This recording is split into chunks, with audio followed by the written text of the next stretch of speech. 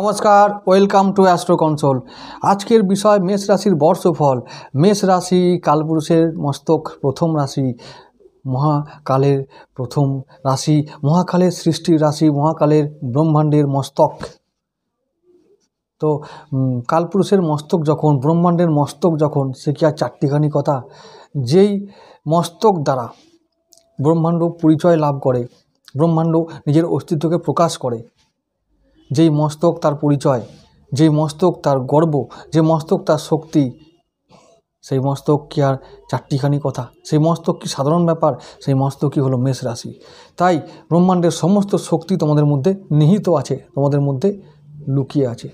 তোমরাই পারো সৃষ্টি করতে, তোমরাই পারো ধ্বংস করতে, কারণ তোমাদের রাশির অধিপতি মঙ্গলদেব। মঙ্গলদেব শক্তির কারক, মঙ্গলদেব ধ্বংসের কারক। মঙ্গলদেবের আরেকটি রাশি বৃশ্চিক রাশি, সে ধ্বংস করে, আর মেষ রাশি সৃষ্টি করে। তোমরা সৃষ্টির বীজ লুকিয়ে নিয়ে সৃষ্টিকে ছড়িয়ে দিতে পারো, সৃষ্টি করার জন্য কিছু করতে পারো। তোমাদের জন্মই হয়েছে কিছু সৃষ্টি করার জন্য, সৃষ্টিকে রক্ষা করার জন্য। তাই তোমাদের মঙ্গলের অধীনে জন্ম হয়েছে। তোমাদের দায়িত্ব সৃষ্টিকে রক্ষা করা, তোমাদের দায়িত্ব এই জীবনচক্রকে চালিয়ে যেতে সাহায্য করা, তোমাদের দায়িত্ব এই বিশ্ব ব্রহ্মাণ্ডের ভারসাম্যকে রক্ষা করা। এটা কিন্তু সাধারণ কোনো কাজ নয় বন্ধুরা। তাই মনে রেখো, তোমাদের জীবনে যুদ্ধ আছে, তাই তোমাদের জীবনে যন্ত্রণা আছে, তাই তোমাদের জীবন সবার থেকে আলাদা। মঙ্গলদেব, যাকে আমরা কার্তিকেয় বলে চিনি, ভগবান কার্তিকেয় জীবন তোমরা জানো। তিনি যোদ্ধা হলেও তার মধ্যে অনেক যন্ত্রণা ছিল। তিনি শিবপুত্র হলেও তার জন্ম বৃত্তান্ত অনেক ট্র্যাজেডি ভরা। তার জন্ম বৃত্তান্ত শুনলে আমাদের একটু হলেও ভাবতে হয় যে এত বড় যোদ্ধা, যে শক্তিপুত্র স্বয়ং, তারও জীবনে এত যন্ত্রণা। তাকেও জন্ম লাভের সময় থেকে এত লড়াই করতে হয়েছে, জন্ম লগ্ন থেকে এত লড়াই করতে হয়েছে। তোমরা সবাই জানো নিশ্চয়ই যে ভগবান কার্তিকেয় কীভাবে জন্ম নিয়েছিলেন। সেই যোদ্ধার অধীনে থাকা রাশির জাতক জাতিকা তোমরা, মেষ রাশি, যা দিয়ে সৃষ্টি শুরুই হয়। মেষ রাশি এমন একটা রাশি যার প্রথম নক্ষত্র অশ্বিনী। অশ্বিনী কেতু নক্ষত্র। কেতু মানে গত জীবন, পাস্ট লাইফের সমস্ত রেকর্ড, অর্থাৎ সৃষ্টির বীজ তোমাদের মধ্যে লুকিয়ে থাকে ওই কেতুর মধ্যে। সেই সৃষ্টির বীজ যা মহাকালী বা মহাকাল লুকিয়ে রাখেন, সেই বীজ নিয়ে তারা সৃষ্টি করেন, ছড়িয়ে দেন সেই বীজ সারা ব্রহ্মাণ্ডে। মেষ রাশিই পারে সেই বীজকে নিজের গর্ভে রেখে লালন পালন করে তাকে বাঁচিয়ে রাখতে, তাকে বাঁচিয়ে রাখার জন্য যুদ্ধ করতে, যুদ্ধ চালিয়ে যেতে। তাই এই রাশির জাতকদের এত শক্তি, এত সহ্য শক্তি, এত জীবনী শক্তি, এত প্রাণ শক্তি। কিন্তু মাঝে মাঝে এরা ভয় পায়, সংশয় করে, একটু দ্বিধা দ্বন্দ্বে মাঝে মাঝে ভোগে, একটু কষ্ট পায়। তার একটা কারণ আছে, সেই কারণটা আমি বলবো। এটাই কারণ যে দ্বিধা দ্বন্দ্বের মাঝে তারা ঠিক করতে পারে না তাদের উদ্দেশ্যটা কী, জীবনের উদ্দেশ্যটা কী, তারা কেন জন্ম নিয়েছে, তাদের কাজটা কী। শক্তি তো আছে, কিন্তু দেব সেনাপতি তাদের মধ্যে তারা শক্তিপুত্র, শক্তি তাদের যথেষ্ট আছে, কিন্তু শক্তিকে ব্যবহার করব কোন কাজে, এটা ভাবতে গিয়ে, এটা বুঝতে গিয়ে জীবনের অনেকটা সময় পেরিয়ে যায়। যখন তারা বুঝতে পারে তখন অনেক দেরি হয়ে যায়, তখন তারা হতাশ হয়ে পড়ে। এই হলো তাদের প্রথম নেগেটিভিটি। তাই বলবো মেষ রাশির মানুষদের যে তোমরা আইডেন্টিফাই করো প্রথম থেকে, জীবনের প্রথম লগ্ন থেকে। যে মানুষ আমার ভিডিও শুনছো আজকে বা দেখছো, তাদেরকে বলবো, যদি কখনো তোমাদের পরিবারের কোনো সদস্য খুব বাচ্চা থাকে, যে নতুন জীবন শুরু করছে, কোনো কিশোর কিশোরী বা তরুণ তরুণী যারা প্রথম জীবন শুরু করছে তাদেরকে বলবে, বোঝাবে যে তোমাদের জীবনের লক্ষ্যটা যেন তোমরা প্রথম লগ্নে অর্থাৎ 12 থেকে 15 বছরের মধ্যে স্থির করে নিতে পারো, তবেই তোমরা জীবনে খুব সহজে জিততে পারবে। না হলে কিন্তু যুদ্ধ করতে করতে জীবনে প্রায় 40টা বছর কেটে যাবে। তখন গিয়ে বুঝতে পারবে যে আমাদের এই পথে চললে ভালো হতো বা এইভাবে বাঁচলে ভালো হতো, কিন্তু তখন তো দেরি হয়ে যায় বন্ধুরা। এরকম করলে তো হবে না। আগে থেকে বুঝে নিতে হবে আমার লক্ষ্য কী জীবনের, আমার কী উদ্দেশ্য, কী উদ্দেশ্যে আমাকে জীবনের যুদ্ধটাকে চালিয়ে নিয়ে যেতে হবে। তোমরা অশ্বিনী, ভরণী আর কৃত্তিকা এই 3টে নক্ষত্র দিয়ে এই রাশিটি গঠিত। ভালো করে মনে রেখো যে কেন এই কথাগুলো বলছি, এগুলো আগে বোঝো, তারপর তোমরা বুঝতে পারবে যে তোমাদের কী জন্য তোমাদেরকে জন্ম নিতে হয়েছে, কি কাজ তোমাদের করতে হয়, কিভাবে করতে হয়। আর নিজেকে চিনতে পারলে বন্ধুরা তোমরা কিন্তু তোমাদের জীবনের অনেক কাজ তোমরা নিজেরাই খুব সহজে সমাধান করতে পারবে। তাই আমি বলি যে মানে সমস্ত রাশির মানুষদেরকে আগে তাদের সম্বন্ধে বলার চেষ্টা করি, কারণ আমি জানি যে নিজেকে চিনলে তবেই জগৎকে চেনা যায়, এটা আমি মনে করি। তাই বৈশিষ্ট্যগুলো, তাদের নেগেটিভিটিগুলো, পজিটিভিটিগুলো তুলে ধরার চেষ্টা করি, বোঝানোর চেষ্টা করি, এই আমার প্রচেষ্টা। এবার হয়তো এটা অনেকের কাছে গ্রহণযোগ্য হয় না, সেটা আর কি করব, সেটা আমার দুর্ভাগ্য হতে পারে আর তার ইচ্ছা হতে পারে। তো তবুও আমি চেষ্টা করি আমার কর্মটাকে করে যাওয়ার মতো, ঠিকঠাক করে যাওয়ার মতো চেষ্টা করি। যে জন্য আমি বলছিলাম যে এই 3টে নক্ষত্র অশ্বিনী, ভরণী আর কৃত্তিকা। প্রথম হচ্ছে অশ্বিনী। আমি বললাম সৃষ্টির বীজ নিয়ে যখন আমরা মহাকালের গর্ভে প্রবেশ করলাম, মেষ রাশিতে প্রবেশ করলাম সৃষ্টি করব বলে, এবং আমাদের সৃষ্টি হলো সৃষ্টিকে রক্ষা করব বলে, এই আমাদের জন্মবৃত্তান্ত। সৃষ্টি করব, সৃষ্টি হলো, সৃষ্টিকে রক্ষা করব, এই আমাদের উদ্দেশ্য। মা কালী আগের জন্মে কী ছিলাম বা আগের কল্পে কী ছিলাম আমরা জানি না, তিনিই জানেন কেতুর মাধ্যমে। কেতু আমাদের পাস্ট লাইফ, যার হৃদয় আছে মাথা নাই। কি বললাম? হৃদয় আছে মাথা নাই, বুদ্ধি নাই, সেই লোকটাকে দায়িত্ব দিল নিরপেক্ষভাবে। কে দায়িত্ব দিল? কেতু মানে মা কালী, মা কালীর চেলা। তো কেতু এমন একজন যোদ্ধা যে হৃদয় দিয়ে যুদ্ধ করে, কোনো বুদ্ধি দিয়ে নয়, কোনো কূটনীতি দিয়ে নয়, ফয়সালা অন দ্য স্পট, একদম ফাড় করে দেবে। যদি কখনো মনে হয় যে যুদ্ধটা করতে হবে ধর্মের জন্য, যদি কখনো সে মনে করে যুদ্ধটা করতে হবে সৃষ্টি রক্ষার জন্য, তাহলে কেতুই পারে যুদ্ধকে ফয়সালা করার জন্য শেষ করে দিতে। শত্রু মনে করলে সেই কেতুই পারে নিমেষে পলকে শেষ করে দেবে। এই হলো কেতুর কাজ। স্নাইপার, যারা আর্মিতে স্নাইপারের কাজ করে, মাথা ঢেকে যারা কাজ করে, যারা কালি মেখে কাজ করে, যুদ্ধ করে, সেই সৈন্যরা হলো কেতুর প্রতিনিধি। তো এই কেতু যখন সৃষ্টিকে রক্ষা করার জন্য কেতুর ওপর দায়িত্ব দেয় মা কালী, তো এইবার ভাই তুই এবার শুরু কর, যা। বীজ নিয়ে এলো, ফেলে দিল, সৃষ্টি হয়ে গেল। সৃষ্টিকে রক্ষা করার জন্য যোদ্ধাকে তৈরি করা হলো, মঙ্গলদেবকে দায়িত্ব দেওয়া হলো। আর কেতুর সঙ্গে মঙ্গলদেবের বিশেষ কোনো পার্থক্য নেই। সেটার জন্য যদি তোমরা জানতে চাও তাহলে বৃশ্চিক রাশির ভিডিওগুলো দেখবে, তাহলে আমি সেখানে বলে দিয়েছি কেন পার্থক্য নেই আর কী জায়গায় মিল, সব বলে দিয়েছি। বৃশ্চিক রাশির ভিডিওগুলো তোমরা দেখতে পারো, তাহলে জানতে পারবে। তো যাই হোক বন্ধুরা, সেসব আমি দিয়ে দিয়েছি আমার চ্যানেলের ভিডিওর প্লেলিস্টে, সমস্ত ভিডিও আছে, দেখে নেবে যদি চাও তো, ভালো লাগে তো, বা জানতে ইচ্ছা করে তো। যাই হোক, তো ওই মঙ্গলদেবকে দেওয়া হলো তার শক্তি, যেহেতু তিনি শক্তির রিপ্রেজেন্ট করে, শক্তিকে, শক্তির প্রতিনিধি, তাই বা শক্তিপুত্র, যেহেতু শক্তি মানে কি, যে যেমন পবনপুত্র হনুমান, তাকে মঙ্গলদেব বলা হয়, তিনিও মঙ্গলের প্রতিনিধিত্ব করেন। ভগবান কার্তিকেয় তাই। তো এই রকম যোদ্ধারা হচ্ছে মঙ্গলের রিপ্রেজেন্টেটিভ, তো মঙ্গলের প্রতীক। আর এই সৃষ্টি যখন হলো, তখন সৃষ্টিকে তো ভরণ পোষণ করতে হবে, লালন পালন করতে হবে। তো এই অশ্বিনী নক্ষত্রে জন্ম যখন হয়ে গেল, তখন বড় হলে, একটা যুবক যখন বড় হলো, তাকে বা সৃষ্টি যখন অনেকটা যৌবন লাভ করলো, শক্তি লাভ করলো, পুষ্ট হয়ে যখন বড় হলো, তখন তাকে ভরণ পোষণ করার জন্য শুক্রকে দায়িত্ব দেওয়া হলো যে তুমি এবার সৃষ্টির বীজ নিয়ে তুমি ভরণ পোষণ করো, সৃষ্টিকে লালন পালন করো। তাই তখন ভরণী নক্ষত্রের ওপর দায়িত্ব দেওয়া হলো। যে এবার তোমরা সৃষ্টি করে দাও, সৃষ্টিকে লালন পালন করো। তারপর শক্তি সঞ্চার এবং প্রাণ সঞ্চার একসঙ্গে করা হলো রবির কৃতিকা নক্ষত্রের মাধ্যমে। এই হলো মেষ রাশির বৈশিষ্ট্য। এই 3 গ্রহের ভূমিকা থাকে মেষ রাশির মধ্যে, কেতু, শুক্র আর রবি। রবি হলো আলো, রবি হলো প্রকাশ, শক্তির প্রকাশ, শক্তি, যে শক্তি দিয়ে জগৎ তৈরি হয়, জগৎ বেঁচে থাকে। এই রবির শক্তি ছাড়া জগৎকে বাঁচানো মুশকিল। আমি সৃষ্টি করলাম, লালন পালন করলাম, এবার রবির প্রকাশ বা আলো বা শক্তি এলো, ব্যাস এবার ফুলে ফেঁপে উঠবে, চারিপাশ আলোকময় হবে, শক্তিময় হবে, তেজময় হবে, তবেই তো সৃষ্টি টিকে থাকবে। এই হলো মেষ রাশির, এইগুলো হচ্ছে গোপন ব্যাপার, মানে রহস্য, সিক্রেট, মানে সিক্রেট অফ দিস সাইন।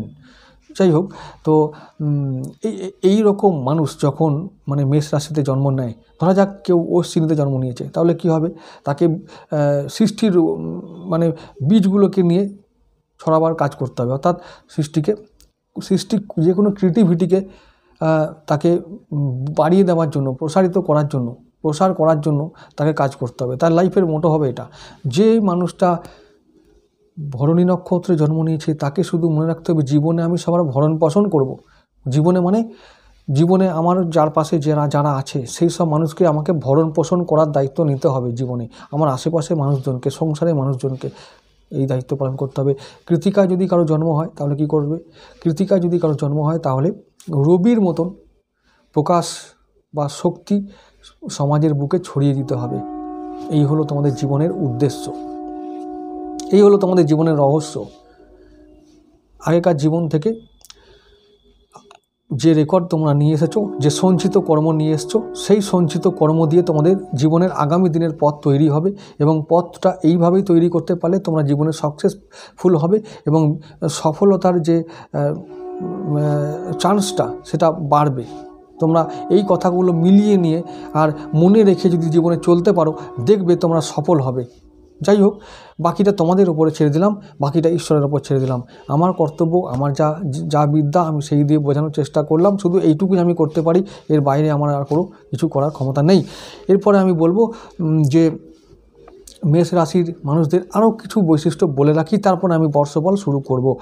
দেখো, ভিডিও হয়তো বড় হচ্ছে, হ্যাঁ এটা ঠিক, কিন্তু যে কথাগুলো বলছি, যেগুলো যদি শোনো ভাই, আর যদি এই কথাগুলো শুনে নিজের সঙ্গে, নিজের জীবনের সঙ্গে রিলেট করো, কানেক্ট করো, দেখবে তোমরা নিজের অন্তর থেকে অনেক কিছু প্রশ্নের উত্তর পেয়ে যাবে।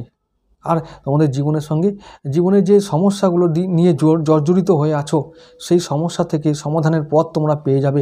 এই বিশ্বাস আমার ইষ্ট দেবীর ওপর রেখে বললাম, বাকিটা সেই ইষ্ট দেবীর ইচ্ছা আর তোমাদের ভাগ্য। ব্যাস এই আমার বলার ছিল। এবারে আসছি, মেষ রাশির মানুষরা কেমন হয়। মেষ রাশির মানুষরা উদার হয়, যোদ্ধা হয়, সাহসী হয়, শৌর্য বীর্যে ভরপুর হয়।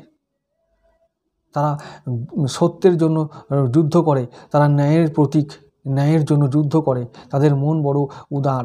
কিন্তু মাঝে মাঝে, ওই যে বললাম, মাঝে মাঝে তারা দ্বিধা আর দ্বন্দ্বে ভোগে, সমস্যায় তারা দীর্ণ হয়।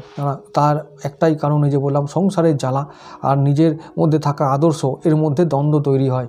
সংসারে আরও 5টা মানুষের সঙ্গে বিভিন্ন বিষয়ে মতবিরোধ হয়, আর নিজের মধ্যে থাকা যে আদর্শ, তার সঙ্গে দ্বন্দ্ব বাঁধে। তখন তারা একটু মাঝে মাঝে হতাশ হয়ে পড়ে, কিন্তু আবার ওই বিষয়টাকে কাটিয়ে উঠে তারা আবার এগিয়েও যায়। তো সেই এগিয়ে যাওয়ার জন্য আমি বলবো যে কাদের দরকার তাদের পরে, সেটা হলো তাদের গুরুদেব, তাদের পিতা। এই গুরুদেব আর পিতাকে নিয়ে যদি তারা চলতে পারে জীবনে, তাহলে কিন্তু তারা সাকসেসফুল শুধু নয়, অনেক অনেক অনেক বড় হবে, যা তারা আশাও করতে পারে না। মেষ রাশির ভাগ্যপতি বা নবমপতি হলো গুরুদেব। মেষ রাশির ভাগ্যপতি গুরুদেব বৃহস্পতি। ভাগ্য নির্মাণ করে গুরুদেব। এই গুরুদেবের আশীর্বাদ, গুরুদেবের পরামর্শ নিয়ে যদি তারা চলতে পারে, তাহলে জীবনে তারা বহু বড় বড় বড় কিছু অ্যাচিভ করতে পারে অনায়াসে, এটা আমি মনে করি। তারপর যদি তারা জীবনের লক্ষ্যটাকে স্থির রাখে, কিছু বস্তু লাভ করার জন্য, বস্তু লাভ মানে ঈশ্বর লাভ, এই লক্ষ্যে যদি তারা সৎ থাকে, যদি তারা এগিয়ে যায়, যদি এই লক্ষ্যটাকে স্থির রেখে জীবনের যুদ্ধটাকে চালিয়ে যায়, তাহলে এরা জীবনের যুদ্ধ করে সফল হয় এবং শেষে তারা বস্তু লাভ বা ঈশ্বর লাভ করতে পারে, সক্ষম হয়। এই তাদের জীবনের গতিপথ, এই তাদের জীবন। যাই হোক, এবার আমি বর্ষফলের বিচারে আসছি। প্রথমেই বলবো জানুয়ারি মাস, 2024 সালের জানুয়ারি থেকে ডিসেম্বর পর্যন্ত যে 12টা মাস যাবে বা আসবে মেষ রাশির জন্য, সেটা হলো এক কথায় অপূর্ব একটা বছর। বহু বছর পর এরকম তোমাদের জীবনে একটা ভালো বছর এলো। বহু দিন পর, বহু বছর পর এরকম একটা সুযোগ এসছে নিজেদেরকে প্রমাণ করার, জীবনে কিছু করে দেখাবার, এটা বলতে পারি। এবং খুব শুভ একটা বছর, এক কথায় এটা বলতে পারি। বাকিটা তোমাদেরকে আমি বোঝাচ্ছি কেন আমি এই কথা বললাম। এক কথায় এটা বললাম যে শুভ বছর। প্রথমত আমি বড় গ্রহগুলোকে নিয়ে আলোচনা করব, তারপরে ছোট গ্রহগুলোকে নিয়ে আলোচনা করব, তারপরে 1 নম্বর থেকে 12 নম্বর ভাব আমি আলোচনা করব স্টেপ বাই স্টেপ, তারপরে আমি প্রতিকার সমেত প্রতিকার বলে আমি ভিডিও শেষ করব।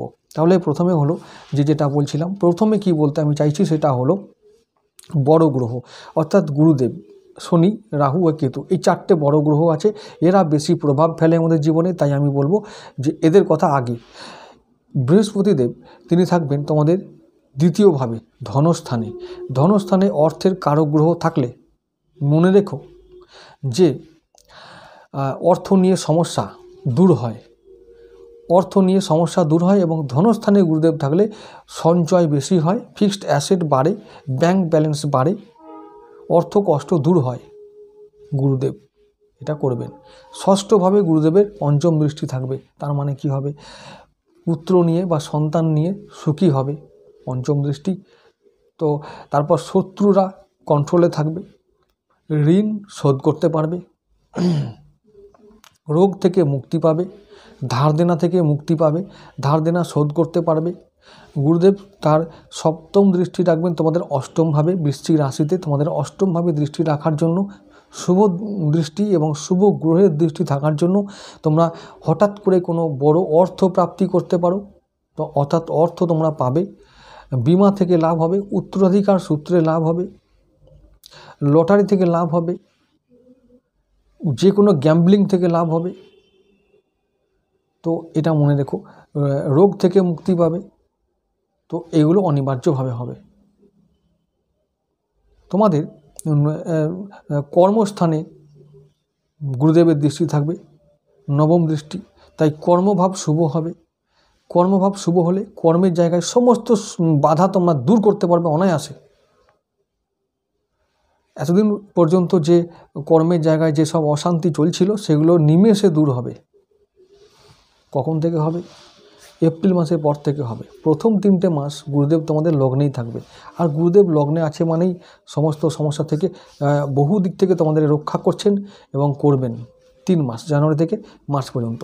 এপ্রিল থেকে গুরুদেব যাবেন বৃষ রাশিতে, ওইখানে তোমাদের দ্বিতীয় স্থান। তো দ্বিতীয় স্থানে যখন যাবে তখন এই ফলগুলো হবে আমি যেটা এতক্ষণ বললাম। এবার আছি রাহুর কথায়। রাহু তোমাদের দ্বাদশে থাকবে। রাহু যখন দ্বাদশে থাকে তখন বৈদেশিক মুদ্রা আনে, বৈদেশিক ইনকাম আনে, বৈদেশিক যোগাযোগ আনে, তাদের সঙ্গে বিদেশের সঙ্গে কানেকশন করায়, বিদেশ ভ্রমণ করায়। তো এই বিষয়গুলো মাথায় রেখো। যদি কখনো এরকম সুযোগ আসে তাহলে সেই সুযোগের সদ্ব্যবহার করবে। রাহু তোমাদের এবার পজিটিভ কাজ করবে, কারণ রাহু তোমাদের আছেন গুরুদেবের ঘরে। তো পজিটিভ রাহু এবার হয়ে থাকবে, তাই রাহুকে নিয়ে ভয় পাওয়ার কিছু নেই। আসছি এবার কেতুর কথায়। কেতু তোমাদের ষষ্ঠভাবে থাকবে। ষষ্ঠভাবে কেতু থাকলে কি হয় না, গুপ্ত শত্রু পীড়া দেয় বটে, কিন্তু যেহেতু ওখানে তোমাদের কেতু মিত্র গ্রহ এবং গুরুদেবের নজর থাকবে বা দৃষ্টি থাকবে, তাই জন্য শত্রুরা কন্ট্রোলে থাকবে। আমি একটু আগে বলেছি ঋণ শোধ করতে পারবে, রোগ জ্বালা থেকে মুক্তি পাবে। সুতরাং চিন্তা করার কিচ্ছু নেই। যাদের ক্রনিক ডিসিজ আছে, যাদের ক্রনিক ডিসিজ বা অনেক দিন ধরে পুষে থাকা রোগ আছে যাদের শরীরে, তাদেরকে বলবো যে এইবার এই শরীরটাকে নিয়ে একটু ভাবতে থাকো।